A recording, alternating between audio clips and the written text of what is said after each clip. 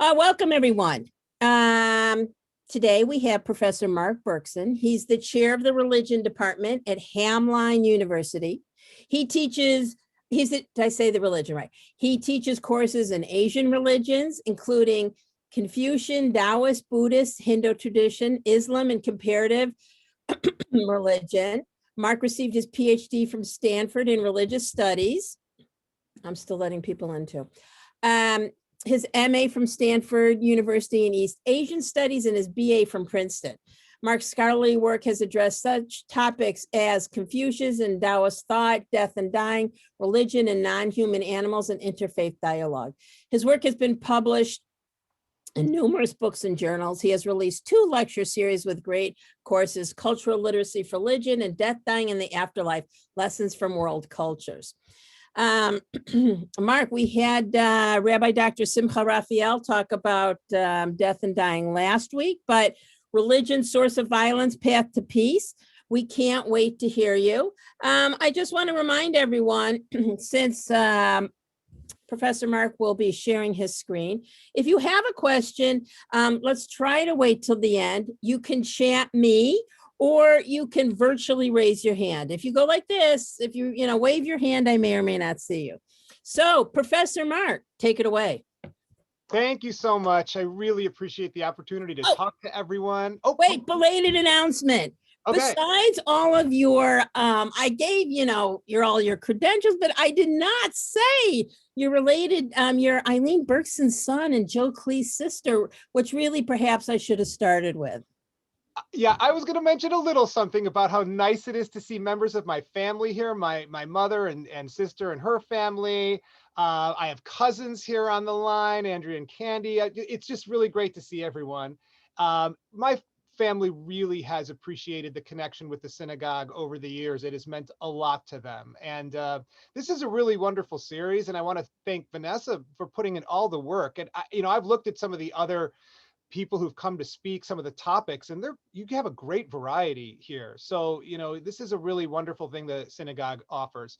And I'm going to jump right in. We have so much to cover. I will say that I am very open to questions, to anything you don't have to, if something's burning and you don't want to wait till the end of the whole thing, just, raise your hand or unmute, shout it out, whatever you need, but I'll definitely leave some time at the end. This is a really important topic. It's always important, but right now, everybody should be thinking very much about causes of violence and how to prevent violence with what we've seen in our nation, obviously what we're seeing in the world. And when you think about religion is one of the strongest motivators of human behavior, a shaper of human values. It leads people to the most extraordinary examples of selflessness and compassion on the one hand, and evil and violence on the other. So anything that is that powerful, any force with that kind of power, demands to be carefully studied and reflected on. So when I teach, there comes a time in most of my courses where I'm going to ask this question about the relationship between religion and violence. So I basically ask the students, does religion cause violence? Have people break out into small groups, have a discussion going. So at the end of the day, what do we normally think about when we respond to that question? Well, for one thing, I hope that students see that you cannot make any simplistic statement like, yes, religion causes violence, or no, religion does not cause violence. It isn't that simple on either side. So I'm going to try in the course of this talk to work out the relationship between the two as best I can. And this is always tentative and evolving. So I very much welcome your feedback on how I kind of craft that understanding. So I want to start off with this statement. Religion is neither a necessary nor a sufficient explanation for violence. So I'm going to just look at each of those wings first of this statement. First, it is clearly not necessary because much of violence, terrorism, all types of violent behavior is not about religion. We know this, right? Violence is often about land, right? A battle over land and resources, ethnic strife, revenge over grievances, racism, certain kinds of politics and ideologies. Some of the most violent states, so in the 20th century, some of the worst mass murders were committed by atheistic communist countries, right? Stalin and Mao and the Khmer Rouge. So unless we're going to kind of define those as religious in some very broad sense, we can't say like, oh, it's all about religion. In fact, the first suicide bombers, people who invented the suicide vest, were the secular Tamil Tigers in Sri Lanka. They weren't a religious organization. So before I really start on the religious part of it, I do need to talk about what is one of the biggest ideological causes of violence right now, because it's not religion. When I say ideological, there are many non-ideological causes of violence. So like personal vendettas and, greed and all sorts of things. But ideologically, you probably now know the single biggest cause of violence, the single greatest threat in the United States and largely around the world is right-wing, usually white supremacist organizations. I just want to mention this because people talk about religion and violence all the time. This is what we really need to worry about right now. This number astonished me when I looked at the National Consortium for the Study of Terrorism and saw that 92% of the ideologically motivated homicide incidents over this like practically 10-year period were right-wing extremists or white supremacists, and that nearly 3/4 of violent extremist acts resulting in death were caused by these right-wing extremist groups. Just in 2020, just to bring things closer to our current date, the Department of Homeland Security called violent white supremacy the most persistent lethal threat in the homeland. And then expanding that out internationally, Interpol warned about the dramatic rise that extremist right-wing violence and the use of social media, something else we're going to talk about, as an incubator, and I would also say a magnifier of far-right ideas. I just started listing names and ran out of room on the slide. So you could go back over this in the recording, but these are just some examples. And then there are people who not only commit right-wing extremist violence, but write manifestos explaining why they do it, posting it and influencing others. So clearly religion is not a necessary explanation, right? Or, you could explain violence without anything religious, but it's also not sufficient, right? Because the vast majority of religious people are not violent. So you can't just say, oh yes, this explanation was that person is religious, because most religious people don't commit violence. So if we start off with that statement that you can't just say religion, obviously you can't just say it causes violence, but I think also we would hesitate to say it doesn't. Well, clearly there's something going on in some cases with religion. So that's why we have to get more nuanced. And this is where my little attempt I try to oversimplify it a bit and just put together an equation that shows the relationship of religion and violence. So here's how I build my equation. The first item, the first factor in the equation is certain kinds of religion. Not religion in general, but just certain kinds of religion. Plus, so in other words, religion on its own isn't going to be enough. Certain kinds of religion plus a range of contextual factors. So in that context, we get social, economic, political, cultural, and you can add a lot of other things to this, right? Ethnic and psychological, and we're going to go through all this, but just let's lump all those together. And right there, that category is really diverse, but just all the different non-religious contextual factors. And then to that, you add organizational and social networks that exploit those factors, those contextual factors. Then when you add all these three elements up, you will get an increased probability of violence.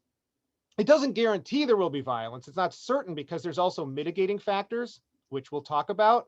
But if you have certain kinds of religions that lean towards violence, and then you have the kinds of factors we'll talk about that make people likely to be recruited, that make them an appealing target for those organizations, and then you get those networks that recruit them, now you have a particularly combustible combination of factors that can lead to violence. So that's kind of how I'm going to break this down. And the reason I put it in these terms, like an equation, is because when we're all done with this, we'll be able to not only break down how these things interact with each other to cause violence, but now we can ask the most important question, which is how do you minimize the probability of violence? It's unlikely we will ever completely get rid of violence, end violence, because the history of our species shouldn't make us overly optimistic about the prospect of, complete utopian peace, but we can minimize it. And my point is going to be at the very end of this, my point is going to be that in order to do that, you have to address all three of these. It's not enough to address any one of these and leave the other two. You have to do all three. So that's kind of going to be the theme. That's going to be where I go with this. So let's begin. Are there any questions about that? Just how it's being set up at the beginning with those three elements? So now we'll start going through the three. So the first one, what do I mean by certain kinds of religion? Well, here are some of the key factors. And there's a lot of really good books on this. I will mention a book called When Religion Becomes Evil by Charles Kimball. And he's kind of asking this questions like, what are the warning signs, right? If there's a particular sect or denomination of a religion, what should you worry about? Well, religions have incredible power over people because they make ultimate claims, right? About what is ultimately important or true or what God wants. Making those claims isn't necessarily the problem. All religions have claims about ultimacy in some way. The great danger comes when people give absolute uncritical obedience and commitment to any religious text or doctrine or leader or institution, unquestioningly doing it, right? And I will say, all religions have this, all of them. But one of the beautiful things about Judaism, since we're in a synagogue context, is that questioning, critical examination of one's text is built into the fabric of the religion itself, right? So when I show students images of yeshivas and you have all the students there, everyone's involved in a debate of some kind, right? Most people aren't sitting there silently reading to themselves or just listening to somebody give them a lecture. They're actively engaged in argumentation and debate. So this is really what we should worry about. When you give uncritical commitment to something you consider to be a divine revelation, something God wants you to do. So I want to give you a quote by Mahatma Gandhi, because I think this is such a great way to think about a scripture or a text. Gandhi once said, quote, "I decline to be bound by any interpretation of scripture, however learned it may be, if it is repugnant to my reason or moral sense." So even if something appears in scripture and somebody gives you a really convincing interpretation, this is true, if it calls for something you in your heart, in your conscience, know to be unethical, you have to reject that text and reject that interpretation. And one thing you can say, and this is what many theologians say, if you say, well, how can I go against scripture? That comes from God. One response is, so does your conscience. So does your heart. So does your critically thinking, rational mind, right? So the philosopher of the Islamic tradition, Ibn Rushd, who's a rationalist, he said, if there's ever a conflict between what reason and conscience tell you and what scripture tells you, reinterpret scripture until it accords with your reason and your conscience. That should be your ultimate guide. So other things I have here, exclusivism just means a certainty that your religion is the only right one and everyone else is wrong. There's a puritanical movement in some traditions. Oh, we have to cleanse our religion of all these impurities. We have to get rid of the blasphemers and the heretics. Dualism, which tends to see things in good and evil, black and white, us versus them thinking, instead of seeing complexity, and a focus on martyrdom and the next world. So what I want to say about these things is that you can escape them. There are extremists who escape, and I'm fascinated by how that works. We should all pay a lot of attention to this, looking at former extremists and militants and racists, all of it, and ask ourselves, how did they get out? So let me give you an example. There's a guy named Yasser Qadi, and he is actually in America now, but he was trained in Saudi Arabia, and he became a militant extremist. There was a period he was committed to, he wanted to undertake terrorist attacks against the United States. How did he get out? He's a really strong critic of extremism now. So I'm going to quote him. And this is this is the crisis he eventually came up. He said, I thought to myself, what type of Islam are we going to teach our children? Is it the Islam of us versus them? Is that healthy? Is that what my religion is? How did he change? You know when everything changed for him? He actually came to America and went to graduate school at Yale. And he said the key thing he learned was critical thinking. Critical thinking, he said, was an antidote to fanaticism. He said, quote, I gave up the comfort of the black and white world. And now he describes himself as a pacifist who calls for a jihad of the tongue and the pen instead of the gun. So he works with words. So I would say if you look at the critical thinking portion of that, that's an argument for a good liberal arts education. Religious visions that are characterized by extremism, by exclusivism, puritanism, all of this can be very appealing because they radically simplify the world and provide people with a sense of purpose, empowerment, meaning, and belonging. And these are people who otherwise feel disempowered or hopeless or lost. So let me conclude this certain kinds of religion discussion with the words of Jessica Stern, one of the, I think, most well-respected scholars of terrorism in the United States. She says, quote, what seems to be most appealing about militant religious groups is the way that life is simplified. Good and evil are brought into stark relief, unquote. And one quote that really stuck with me is when an interview is done with an unsuccessful suicide bomber, somebody who wasn't able to complete their mission. There's actually an entire video of this. Interviews in Israeli prisons with people who tried to commit suicide bombings and survived. Like, what brought you to this point? What made you into this kind of person? So one of them said this, it haunted me. He said, when they trained me and put a gun in my hand, I went from being a wretched refugee to a soldier in God's army, right? It gave him purpose and meaning and belonging. All right. Second element, right, after certain kinds of religion is what I call contextual factors. That's the catch-all category. We're not going to go into all this. We could talk about all this afterwards. But the point of this is just to say religion doesn't exist in a vacuum, right? There's all these other factors that are going to influence this. So I will just mention here that when we get to things like, I mean, it's obvious to see that things like, poverty and inequality, unemployment, all of that can be a key factor. And I'll talk about some statistics later.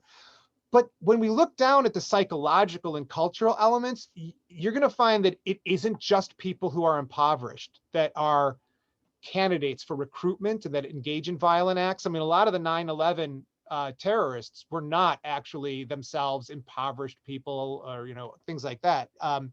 So here we have this idea of being treated as an other, a sense of being oppressed or marginalized, a sense of grievances over time that can affect anyone regardless of their financial situation. So I'll give you an example of this. Basically, there's a scholar named Nicole Argo of the Center for International Studies who concluded her study of suicide bombers by saying, people kill because they see their communities as under threat and feel obligated to do something about it. It begins with a perceived injustice. That's why the internet can be so powerful, because it puts these images of these out there, right? Videos and images, and then inspires people. It says, are you going to sit around and let this happen to your brothers and sisters overseas? Here's what you can do. And then they hook you. They get you this way.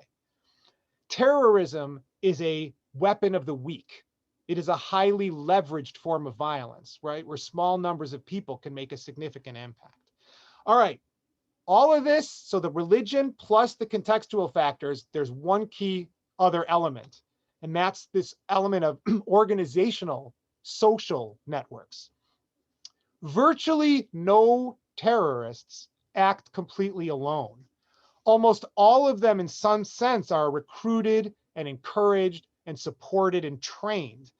Now, this can sometimes occur through formal organizations that are dedicated to that kind of acts, but it also can be through less formal networks like friends or like-minded individuals.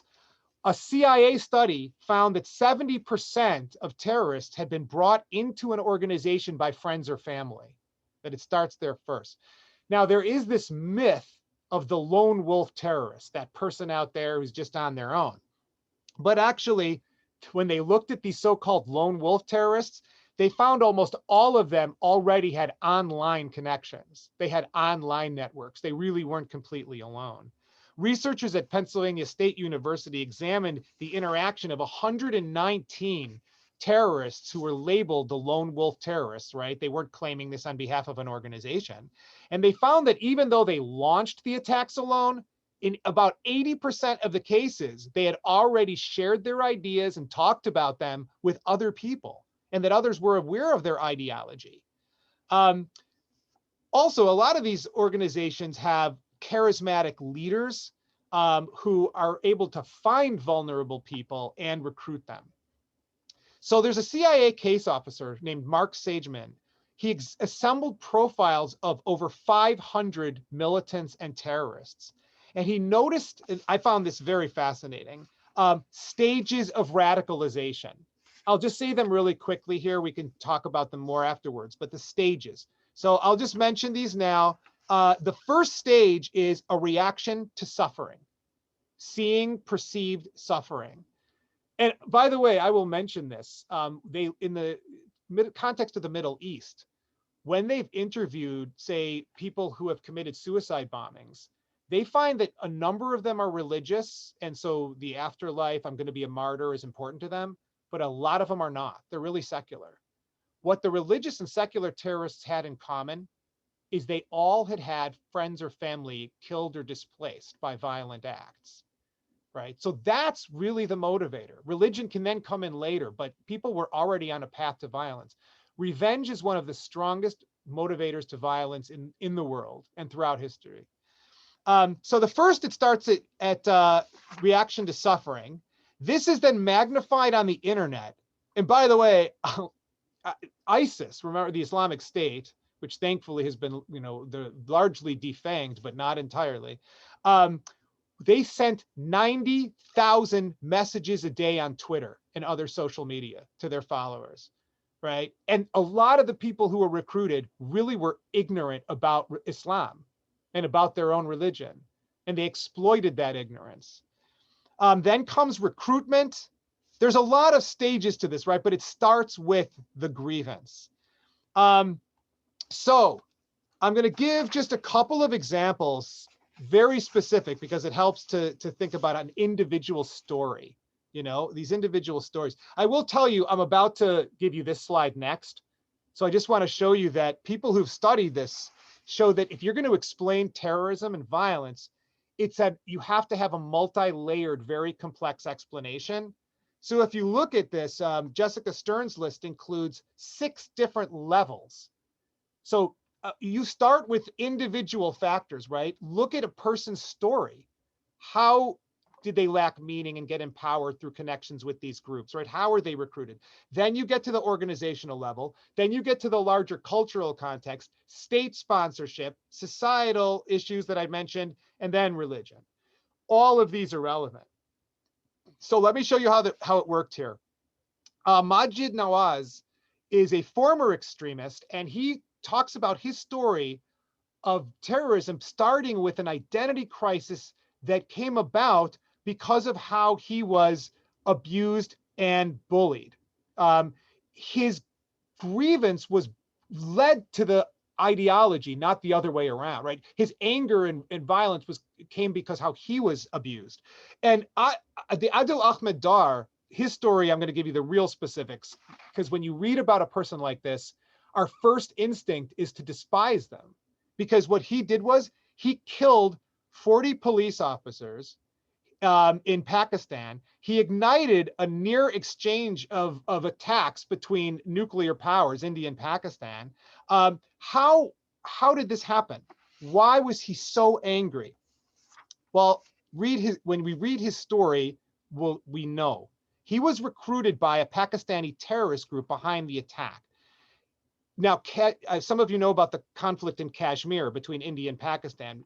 The recruiting organization used that conflict in Kashmir. But why was he vulnerable to recruitment? Here's the story. One day, a group of policemen stopped him on his way back from school. They made him circle their vehicle on his knees while rubbing his nose on the ground, humiliating him in front of everybody. So then he got angry and started to go to protests against these abuses. During one of these abuses, which there were actually 100 protesters killed and several hundred blinded by so-called non-lethal weapons, he was shot and severely wounded. Then from there, he joined a militant group. And the police, to punish his entire family for his militancy, locked his family in their house and set the house on fire in an attempt to kill them all. Now, they managed to get out in time, but his cousin was killed by police. Now, I'm just telling you all of this because by the time he snapped, by the time he murdered 40 police officers, his life had been one series of oppressive atrocities and violent acts perpetrated against him. I am not justifying what he did, but the explanation of why, the grievances, the anger, and then the recruitment are all a common story. Okay, so this one I'll just mention really quickly. It's also, it kind of helps to look at, what they want. Why are they doing this? What are they hoping for?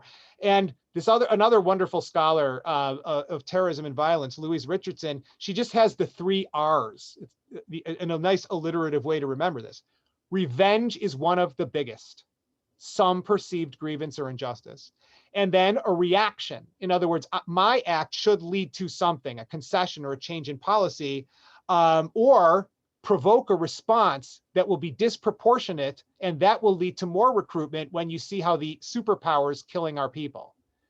That's one of the things they will use against the United States or other powers like that, right? They commit a terrorist attack, they hope for an overreaction, and then they use the overreaction to recruit. And then renown. You get a lot of publicity. You draw people to your cause when you show you can strike against a superpower. All right, I have a few case studies, but I just want to pause and see if there's any questions so far, because we just covered, that was a lot, I know, but that's the basic structure, the way that I see it, how religion and violence are related. So anything you wanted to ask or mention, a comment or anything now before our case studies? Well, if no one has a question, I do. We have had another speaker who talked to us about QAnon. Oh, I see Maddie and Jeff. All right, I'll get to you. And they, told us that if you confront these people about their beliefs or whatever, it just backs them into the corner and makes them even more, fervent about the conspiracy theories. How do we talk to these people? Oh, that's that's where we're going. And the last part of it is what we do about this. But I will mention, there are wonderful organizations dedicated to this. There's a group, in fact, that was founded by a white supremacist conspiracy theorist. It's called Life After Hate, I think is the name of it. And they actually got funding originally by the Obama administration. And then for some reason, the funding was cut under the Trump administration. And then hopefully now it will be restored. But that is exactly the question they ask. And a lot of times, a direct argumentation with somebody, like you're wrong, let me tell you why you're wrong, is not going to work. So then the question becomes, how do you gradually bring a person back into the fold? And a lot of times it is going to have to do with these other factors, is getting people engaged with other communities, giving them alternatives to what they have. So in other words, I think about it a little bit. I know this is a strange analogy, but it just came to me. It's a little bit like thinking about a person who's an addict, who's got an addiction to something. It's not enough to tell someone you have to stop doing that, right? What an addiction is a maladaptive coping mechanism. It's an attempt to deal with pain, but the method that you use makes everything worse, but you don't have an alternative, right? So the key when you're helping somebody with an addiction isn't just to get them to stop that, it's to give them an alternative coping mechanism, something that will actually help them deal with the world in a healthy way.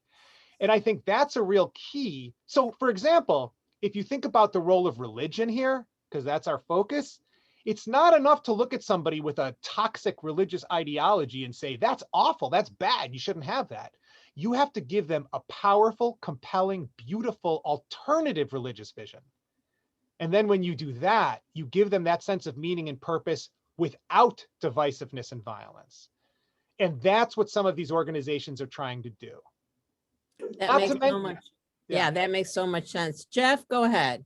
Okay, I mean, we used to ask this question with regard to, mosques and their leaders, but I was wondering with regard to the white supremacists, how much of their views are, of those who are church going, how much of their views are reinforced by their local pastors and ministers, and how much is just that, they're off on their own?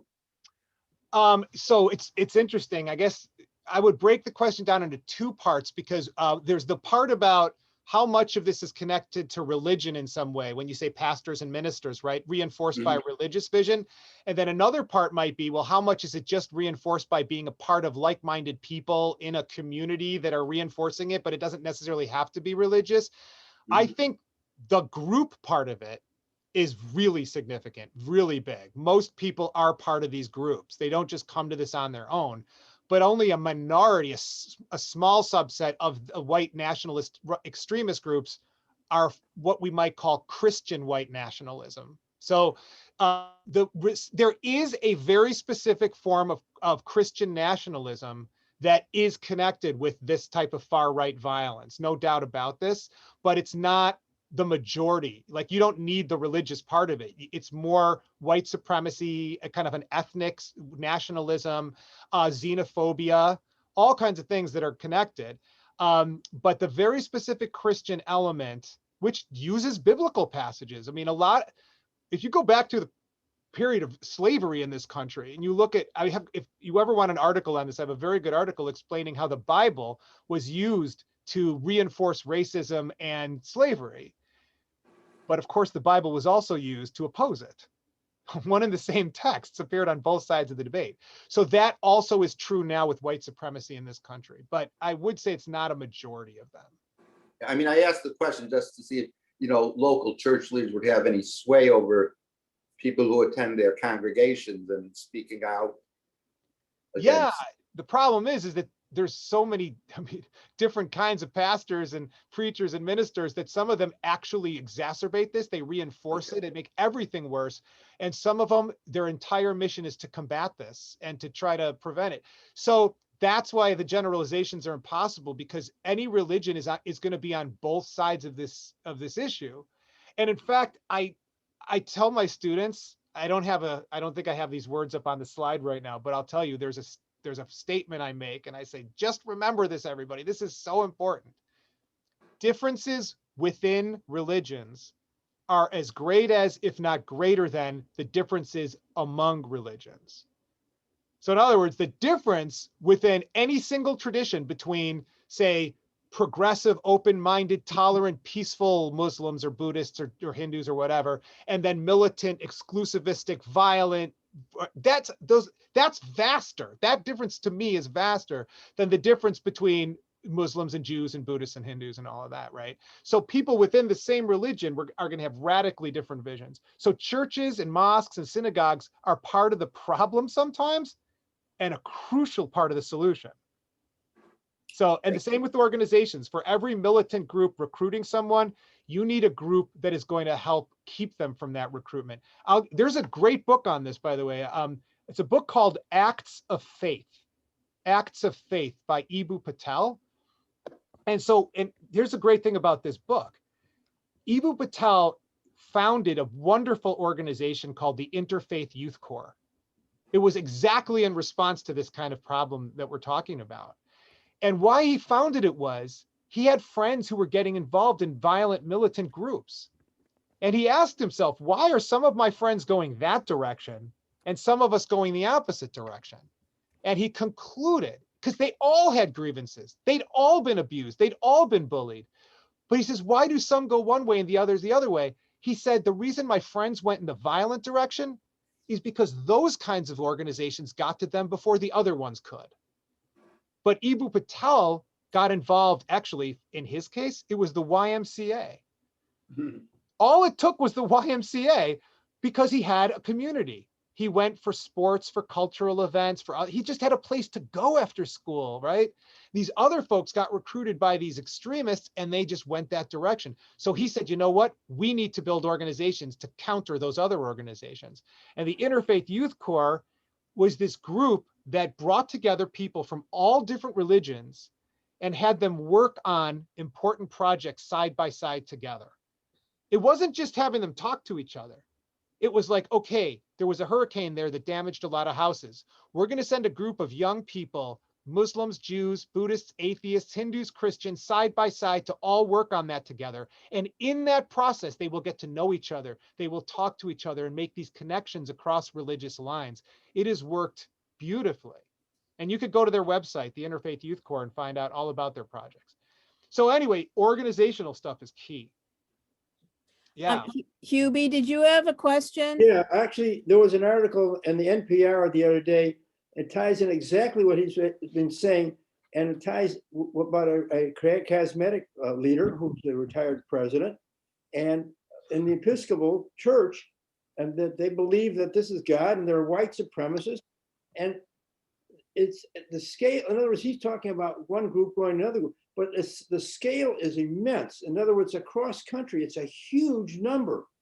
How do you apply? I mean, what he's saying is excellent, but how do you apply it to a huge, huge number? I mean, Trump's followers are constantly about right. In the Episcopal, Mark's points are all the same. It's not united, but you have this huge Episcopal group who are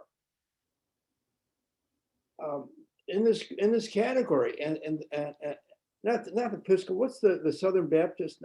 What's Evangelical? Evangelical? Yeah, this group is got a huge people, and Trump is tied in with this abortion issue, and they are following him, and this is God, and the whole thing, and the number is huge. You're talking about at least 25% of the country. So how do you work this with a group this large?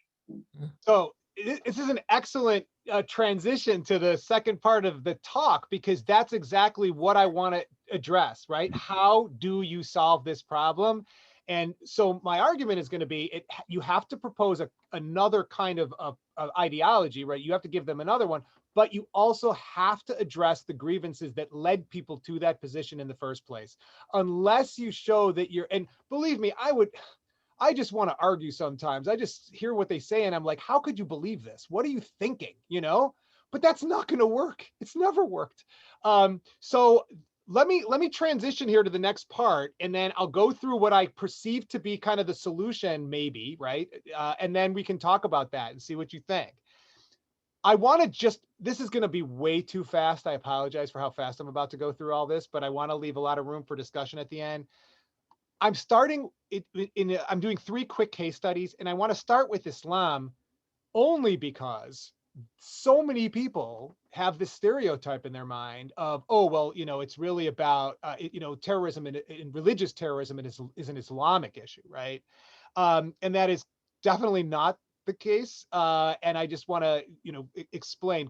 First of all, we know that over the last decade or so, there have been very, very few Islamic terrorist attacks in the United States compared to white supremacist attacks. Very few. So it's not an issue of numbers even. It's I just want to show you kind of what the reality is behind all of this. So the question we ask shouldn't be, oh, well, why are Muslims so violent, or why is Islam so violent? Because the overwhelming majority of Muslims are not violent and don't approve of violence. And in fact, the overwhelming majority of victims of Islamic violence and terrorism are Muslims. There are other Muslims around the world. So if every Islamic terrorist group vanished off the face of the earth, nobody would be happier than Muslims, who could finally go about living their lives without having to worry about places like Al-Shabaab and Boko Haram and Al-Qaeda and ISIS and the Taliban. They're making their lives miserable. So the question we have to ask is, what are the conditions in this particular place and time, whether that be Iraq or Afghanistan or Somalia or the Sudan? What are the conditions that have given rise to this violence, right? The very specific question. And here's the quote I said before. I didn't have it up at the time, but we have to understand all these religions is really diverse. manifesting in different ways, different places and times, and that the differences within each religion are as great as, if not greater than, the differences among them. That's the key point here. So if you look at the contextual factors behind some of the places where Islamic terrorism has grown, you see it going back to periods of European colonialism and imperialism, a sense of anger and humiliation, and then all of the problematic drawing of borders. So many of the land conflicts came because of borders drawn by European countries that did not pay attention to the realities on the ground in the Middle East and in Africa and elsewhere, right? Or backing their autocratic leaders, right? We claim to be for democracy, but we have promoted authoritarianism around the Muslim world as long as they give us what we want, like oil, for example. We flood the region with weapons. We interfere with their democratic processes. Iran, one of our great enemies today, Iran. Why is Iran the way it is? Why was there this, a radical Islamist Khomeini-backed government? Why did they triumph? Well, because the democratic government was overthrown, right, by a CIA-sponsored coup. The whole history could have been different had we not interfered. And I will just also mention this. Most of extremist Islamic ideology around the world is exported by Saudi Arabia. They're the ones who build the madrasas and export that ideology. And the reason they have all the money to do that is because of the oil wealth. A lot of it comes from us and our weapons and our protection. So, we're implicated in this. So once people started to talk about, oh, well, Muslims are really violent, I decided to find out what actual percentage of Muslims belong to these puritanical violent extremist groups. So what I did is I went to the estimates by like CIA, Department of Homeland Security, about all the groups, add them up, right? ISIS, Taliban, Boko Haram, Al-Shabaab, Al-Qaeda, all of them. And then I compared the highest number of estimates of all those groups combined to the worldwide Muslim population. And can you guess the percentage of Muslims that belong to those groups? 0.02%. Not 1%, not a half of 1%, but 0.02%. So to judge a worldwide population by those groups is obviously profoundly problematic. This is what the puritanical or extremist version of Islam looks like. And of course, it's the kind of stuff we talked about before.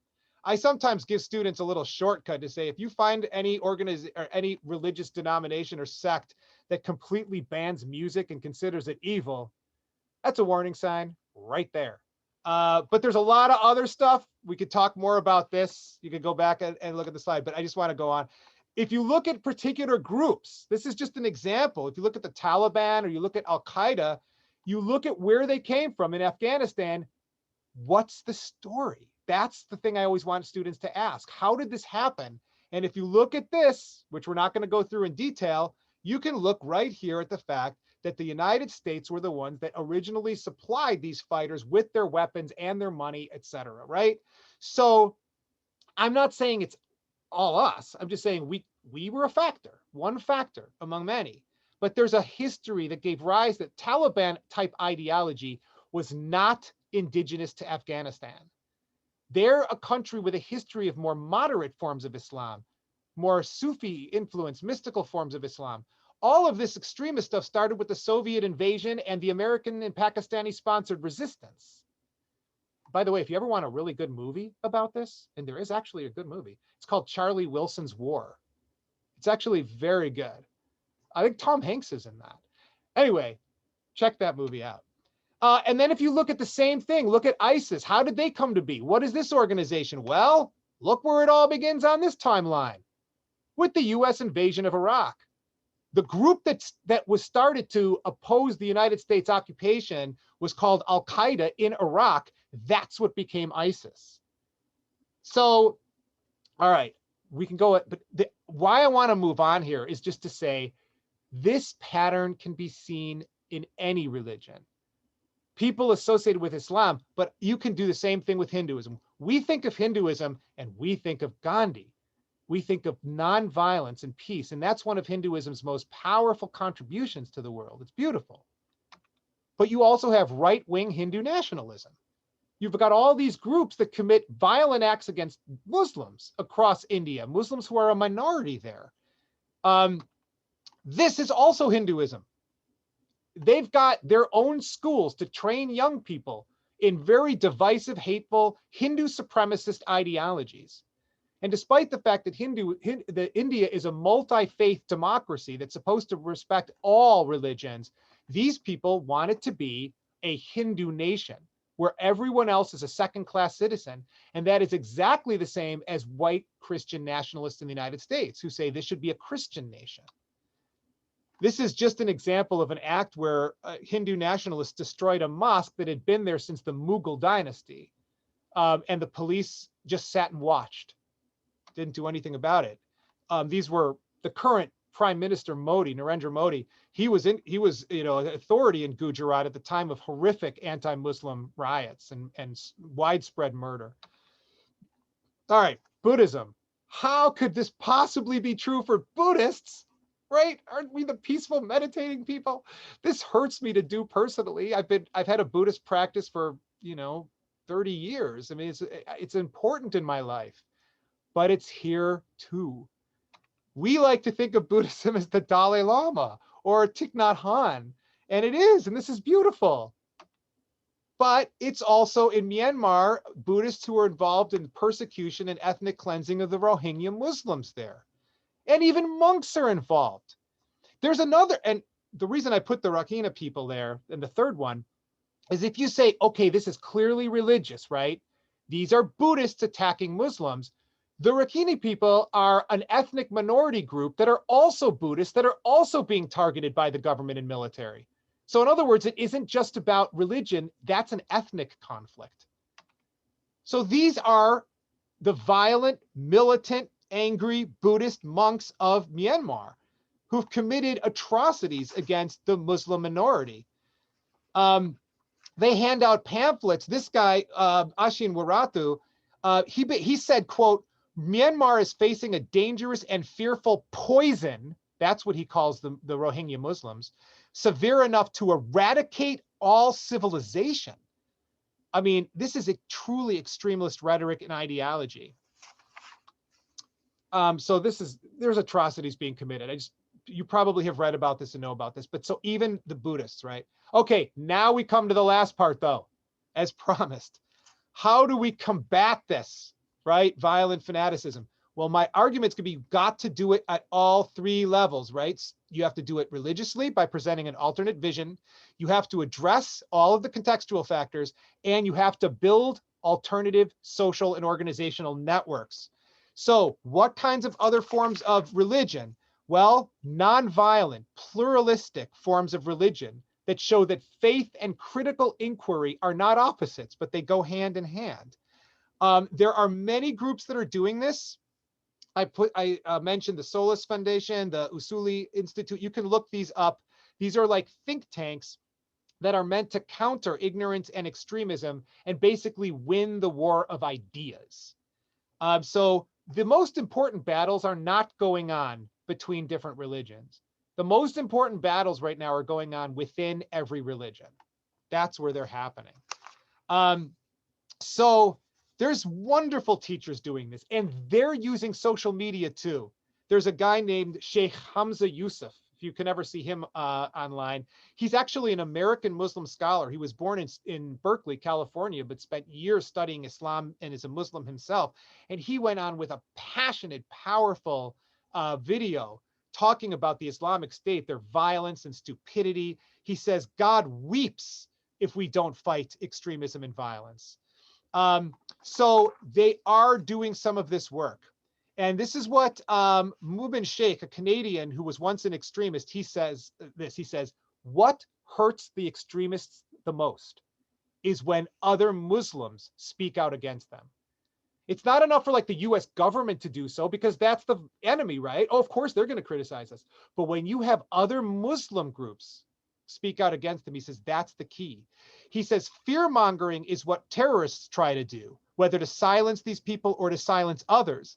There's an imam who promotes this social justice and nonviolent vision. He said, it's an honor to be denounced by ISIS. He said, I consider it one of my greatest accomplishments in life.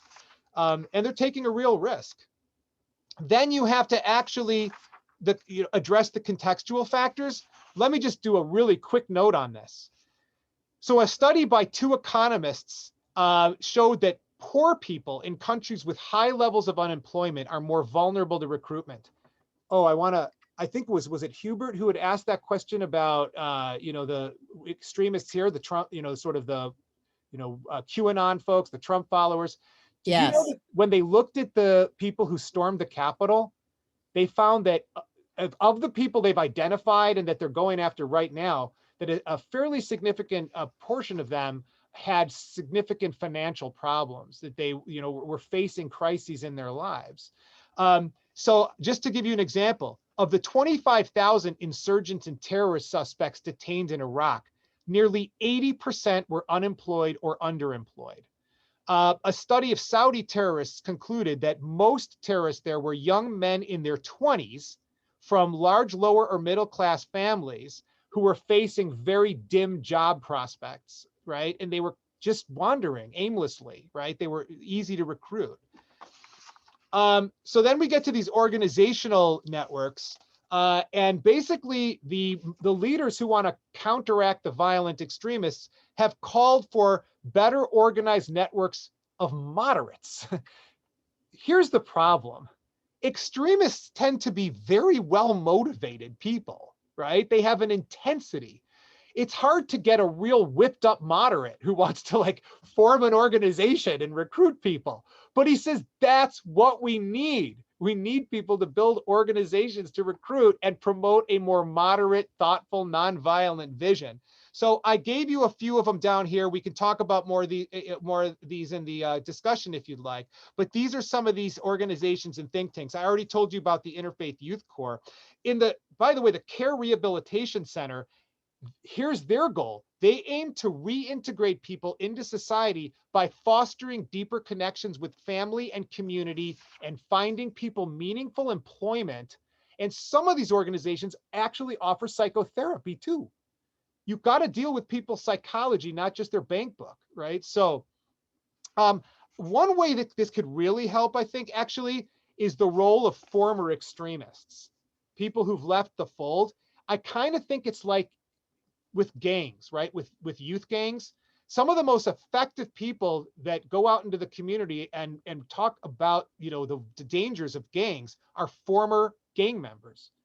They're not police officers. They're not politicians because those people don't have credibility, but they're former gang members. And I think this can happen as well. There's a guy named Ed Hussein who spent 5 years in a militant group and he wrote a book about it. It's just called This Islamist, he calls it. And he said fanatics can be persuaded to change. And one of the best ways to accomplishment is for former fanatics to speak out. And that's why another person named Bryant Vinas, the first American to join Al-Qaeda, said we should not simply lock up former terrorists and let them rot.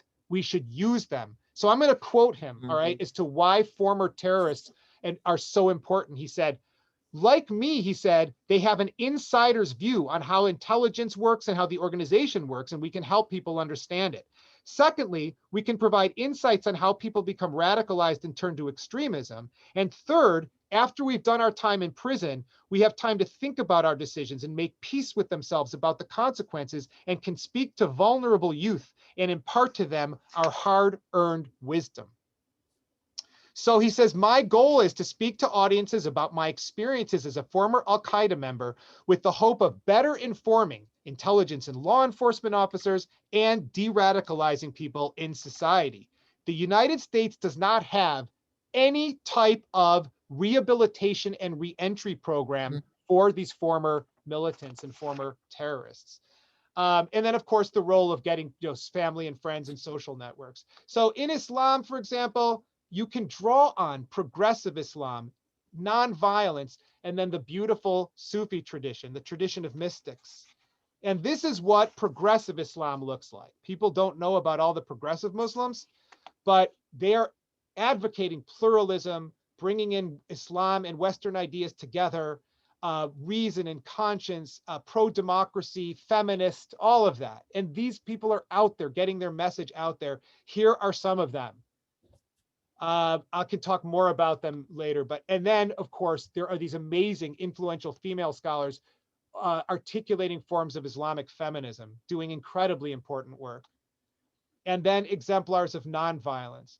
The problem is people know about the violent ones, but they don't know about people like Jawdat Saeed and Abdul Ghaffar Khan.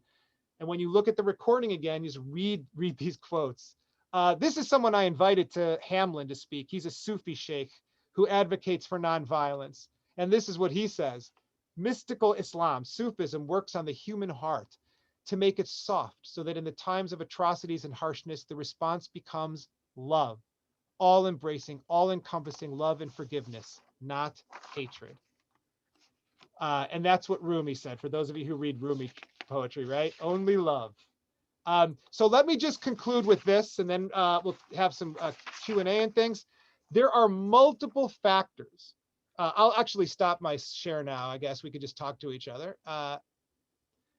There are multiple factors that give rise to violence or increase the probability that there's going to be violence. Religious, socio-political, economic, psychological, organizational, all of that. To combat the threat, we have to offer solutions at all levels. So religion has to be part of the solution because it has such powerful resources for breaking down barriers and cultivating a sense of justice and compassion. I want to actually end with a quote by Jonathan Sacks, who is the former chief rabbi of the British Commonwealth.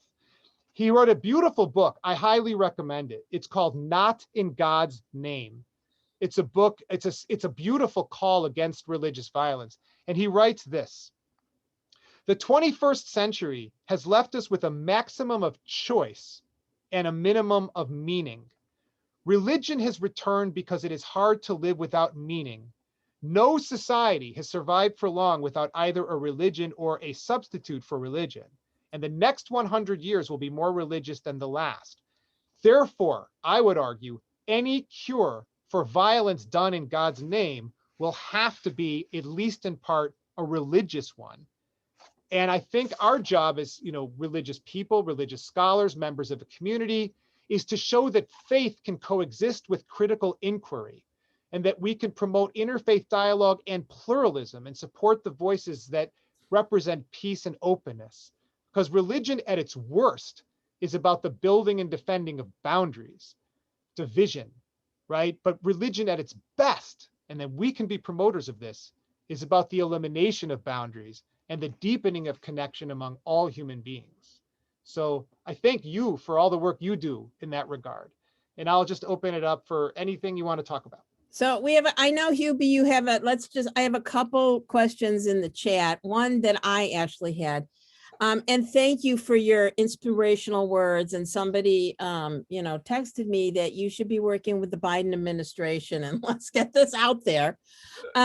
With the premise, and this is from Andy Amen, with the premise that people within the religion should be speaking out against the violent segment applied to Jews, those Orthodox who participated on January 6th, violence in Israel, Jews against Muslims and Arabs. Oh, yeah, absolutely. I think one of the important things, see, in the Jewish case, and this is one of the things that I'm curious about with, picking your brains, because this is a community that you know a lot about, is that a lot of the voices, the very progressive Jewish voices that are really concerned about some of the more sort of, the more militant or violent Orthodox visions, the people that the message has to reach in the Orthodox communities, for example, don't consider, Reform Jews or conservative Jews sources of knowledge about Judaism that they have to take into account, right? They're not going to reach those folks. So for me, some of it is the Orthodox Jews who are articulating this vision is really important, because they can speak to people that won't listen to the Reform community, for example. I mean, I don't think anyone should stop ever speaking out against it. I'm just saying it's really effective. So, for example, you brought up evangelicals.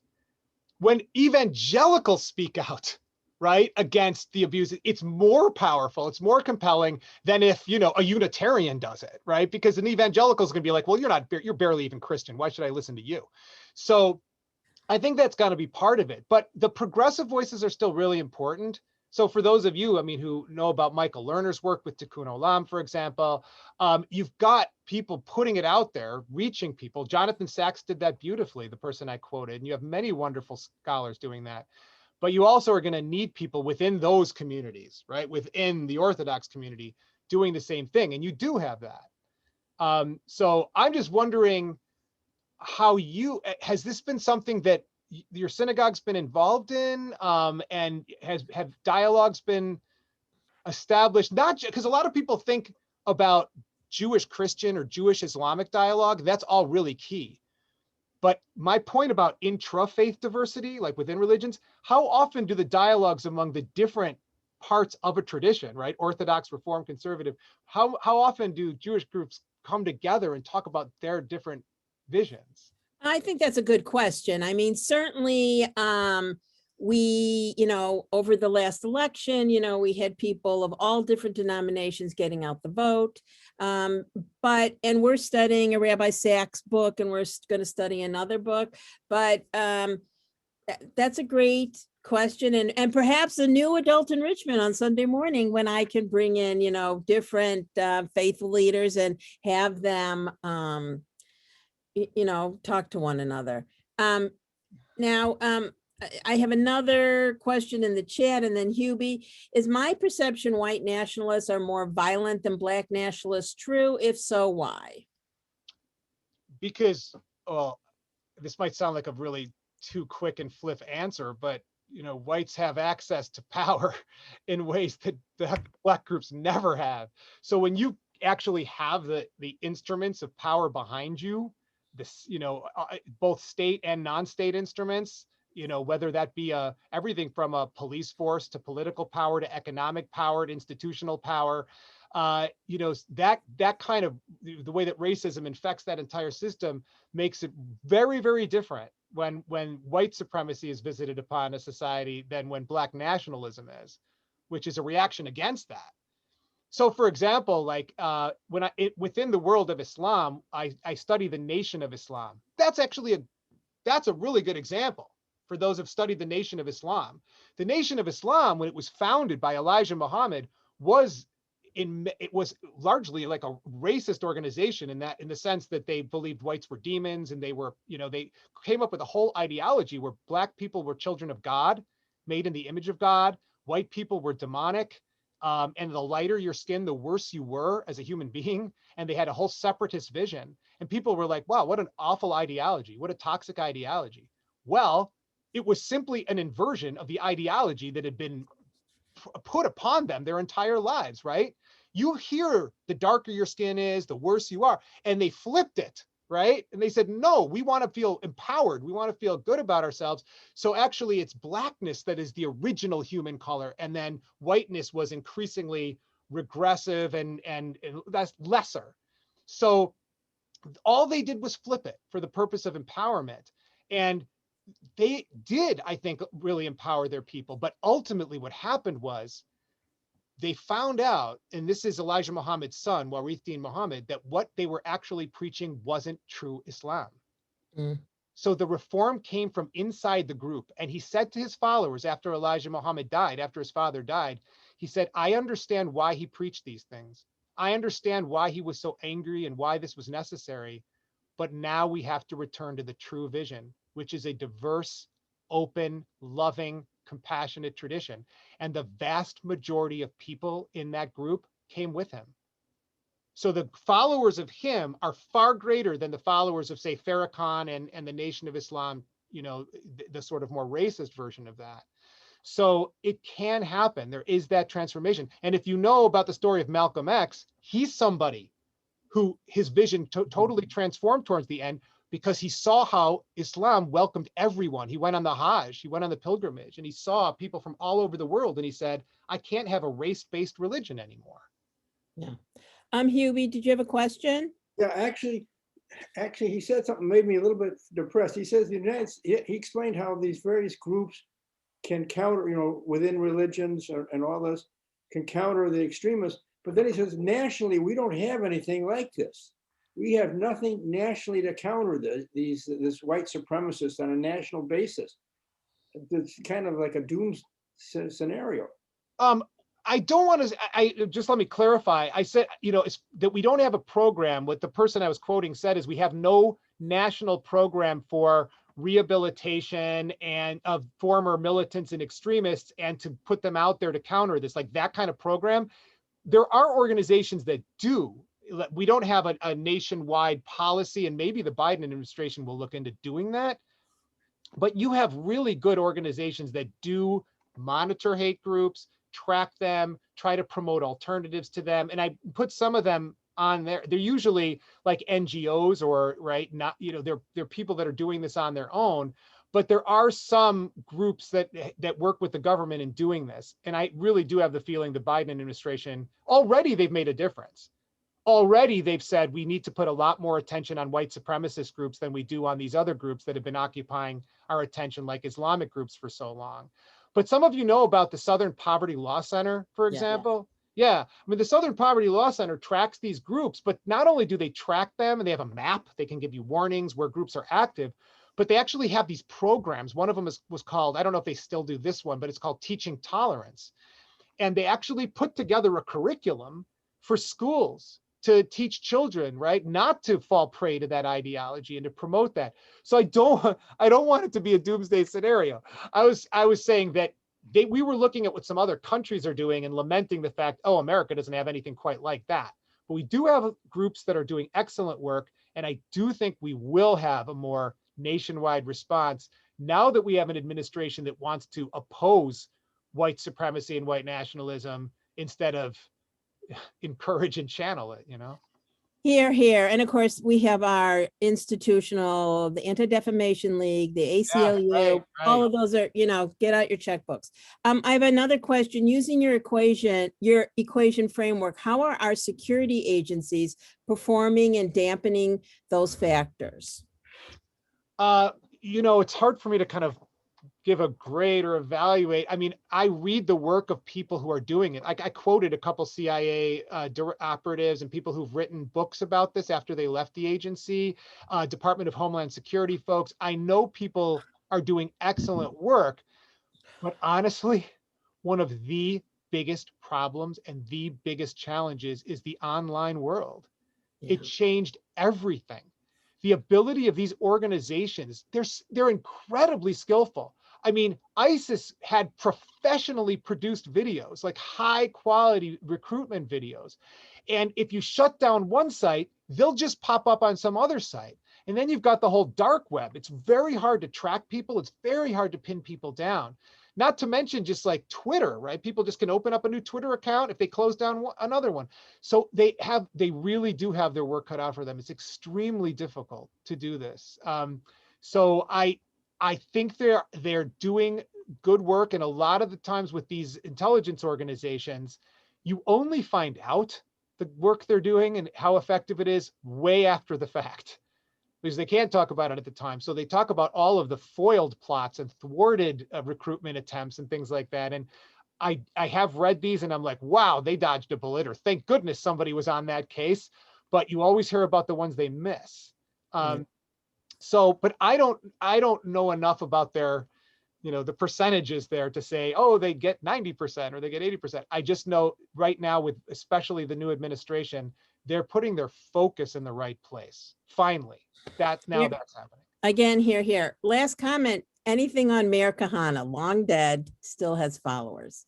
I mean, for those of you new on the scene, Mayor Kahana was to the far, far right and head of the Jewish Defense League and moved to Israel.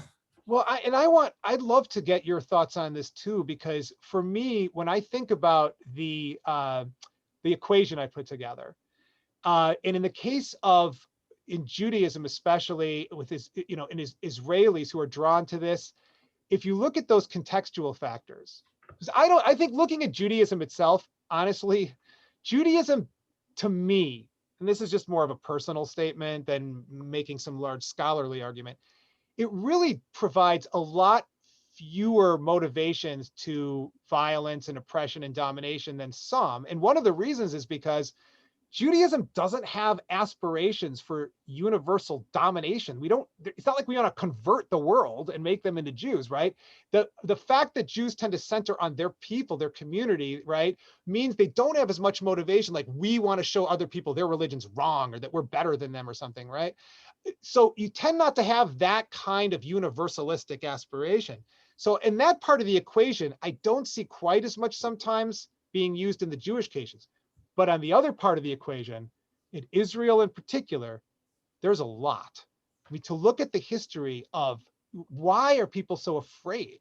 Why are there these grievances? Why is there a sense of being beleaguered and surrounded and threatened? That, I think so much of this, if we haven't really just said this yet, it's probably permeated everything we've said. So much of this is based on fear. If people provoke fear in a population, they can then say, I'm here to save you. That is what Trump did. That is exactly what Trump did. The immigrants are going to get you. The Muslims are going to get you. The Mexicans are going to get you, right? And once you provoke fear, you say, I will save you, right? So in Israel, given their history, you can understand why that's an appealing message. You are surrounded by hostile nations and all of this.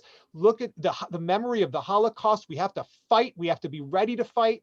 That language of it will never happen to us again. We have to arm ourselves. We have to be ready to kill.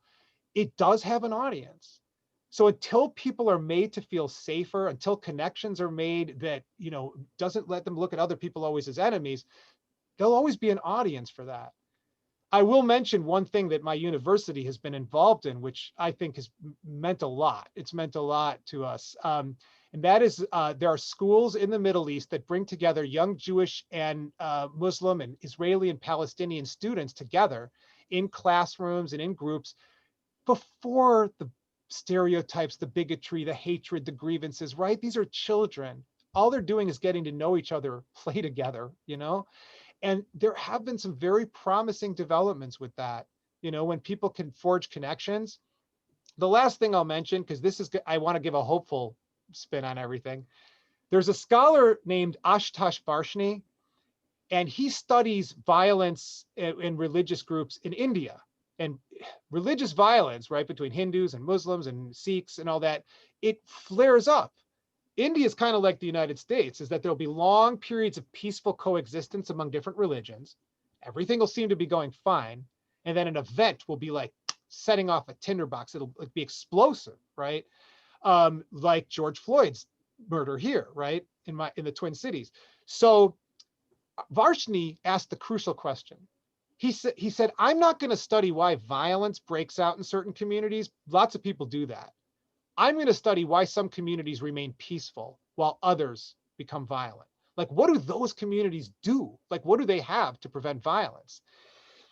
This is you can read his book and all of it, but just to boil it down to his one most important finding. He said the cities and villages and towns that avoid violence have long established communities and networks within civil society that bring together people from different religious groups and different communities. So it's not that a violent event breaks out and suddenly you just, hey, let's get a rabbi and a priest and an imam to make a statement. Too little, too late, right? Oh, don't kill each other. These things have to be built over years of time, deep connections among people in the different communities. And that doesn't have to be just specifically religious groups. This could be everything from like PTAs to little leagues to civic organizations to clubs, right? People just making connections with each other. That was the key. So I think if we keep doing this kind of work, building these bridges, that's what Eboo Patel says. There's 3 ways it could go: a bridge, a bomb, or a barrier. Right? Religion's either going to be a barrier between people, it's going to be used as a bomb. And if you don't want those two, you got to build a bridge. Well, I think that's very hopeful. Somebody had brought up Hands of Peace, which I put it in the chat, and that we've done some work with that. And I think we have to remember we need to build bridges, whether it's with our African-American communities in the city in Waukegan, there's so much work to be done. Macomb takes a little piece and is working as hard as we can. And we can't thank you enough. I had a lot of aha moments, and we could have gone on forever, but we'll see you again next year.